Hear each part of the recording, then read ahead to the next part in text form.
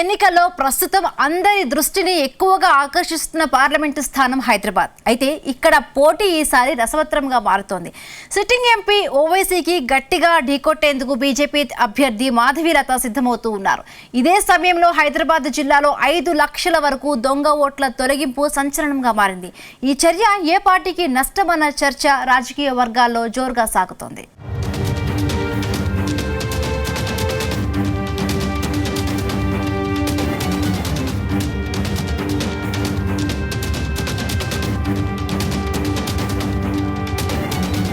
తెలుగు రాష్ట్రాల్లో హైదరాబాద్ పార్లమెంటు స్థానానికి ప్రత్యేక స్థానం ఉంది. ఈ పార్లమెంటు నియోజకవర్గం పరిధిలో చార్మినార్, చాంద్రాయణగుట్ట, యాకుత్పుర, బహదూర్పుర, కార్వాన్, మలక్పేట్, గోషామహల్ అసెంబ్లీ సెగ్మెంట్లున్నాయి.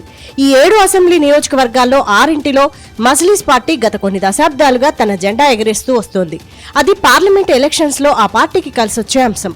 ముఖ్యంగా దేశంలో, రాష్ట్రంలో ఎలాంటి పరిణామాలు ఎదురైనా మూసీ నది ఆవల వైపు దక్షిణాన ఉన్న హైదరాబాద్ పార్లమెంటు స్థానంలో గత 40 ఏళ్లుగా ఒకే పార్టీ గెలుస్తూ వస్తోంది. అదే ఎంఐఎం పార్టీ.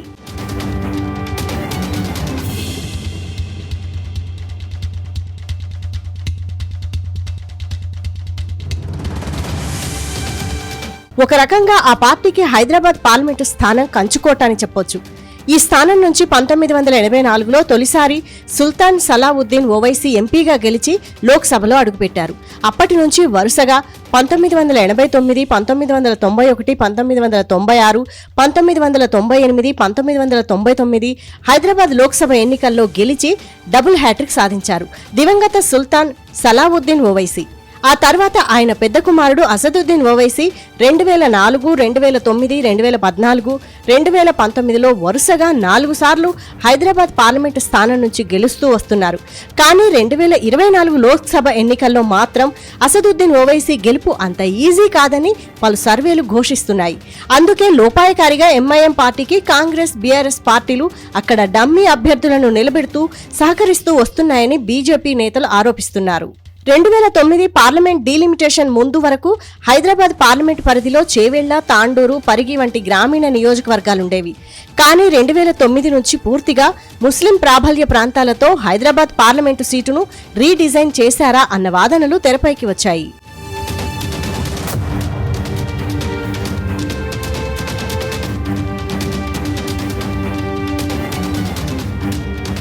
2024 లోక్సభ ఎన్నికల కోసం మార్చి 2న మాధవీలత పేరును మొదటి లిస్టులో హైదరాబాద్ పార్లమెంటు అభ్యర్థిగా బీజేపీ ప్రకటించింది.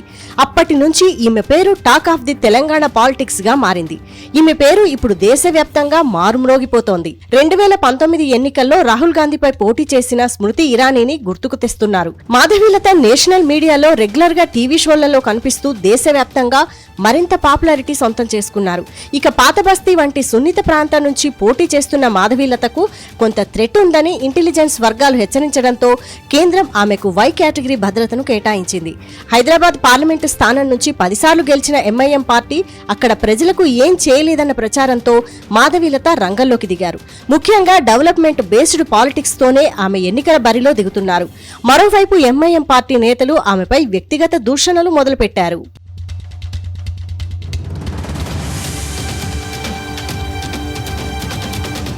హైదరాబాద్ లోక్సభ సీటుపై జన్ లోకపాల్ చేసిన తాజా సర్వే సర్వత్రా ఆసక్తి రేకెత్తిస్తోంది. ముస్లింల జనాభా ఎక్కువగా ఉన్న హైదరాబాద్ పార్లమెంటు సీటులో బీజేపీ అనూహ్యంగా పుంజుకుంది. గత 15 రోజుల కింద 37% ఓటు షేర్ ఉంటే ఎంఐఎంకు 48% ఓటు షేర్ ఉన్నట్టు తెలిపింది. బీజేపీ అభ్యర్థి మాధవీలత గ్రాఫ్ అనూహ్యంగా పెరిగినట్టు ఈ సర్వే పేర్కొంది. ఇక్కడ కొంతమంది ముస్లింలు సైతం మాధవీలత వైపు మొగ్గు చూపెడుతున్నట్టు తెలుస్తోంది. ఇప్పటికిప్పుడు ఎన్నికలు జరిగితే ఎంఐఎం పార్టీకి 44.25% ఓట్ షేర్ వస్తే బీజేపీకి 42.03% దక్కే అవకాశం ఉన్నట్లు తేలింది. దాదాపు 2 పార్టీల మధ్య కేవలం 2% ఓట్ షేర్ డిఫరెన్స్ గా ఉంది. అటు కాంగ్రెస్ పార్టీకి 6.70%, బీఆర్ఎస్ కు 4.05%, ఇతరులు 2.9% ఓట్ షేర్ ఉంది. మొత్తంగా 15 రోజుల్లో BJP vote share Hyderabad parliament స్థానంలో అనూహ్యంగా పుంజుకున్నట్టు ఈ సర్వే తెలిపింది. మొత్తంగా ముస్లిం ఓటు బ్యాంకు సైతం బీజేపీ వైపు మొగ్గుతుందన్న విషయం స్పష్టమైంది.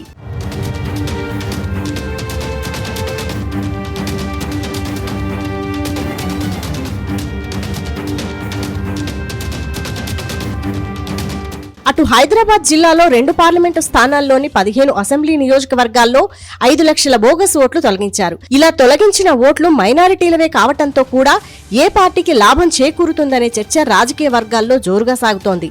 ఎంఐఎంకే ఇది నష్టం అన్న వాదనలు సైతం వినిపిస్తున్నాయి. ఏది ఏమైనా ఎన్నికలకు మరికొన్ని రోజులే మిగిలి ఉంది. ఎవరు గెలుస్తారనేది పక్కన పెడితే ఈసారి ఓవైసీకి గెలుపు అంత ఈజీ కాదనే విషయం స్పష్టమవుతోంది.